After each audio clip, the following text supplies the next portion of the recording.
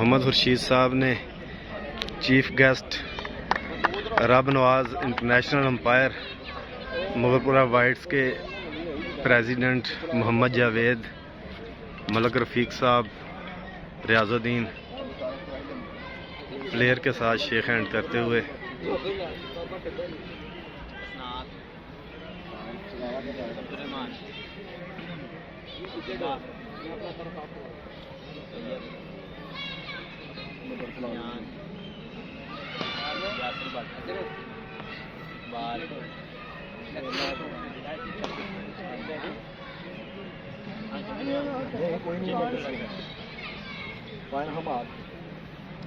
निशान गोरी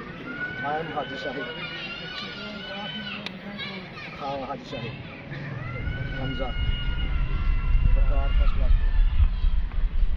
सलमान बाबा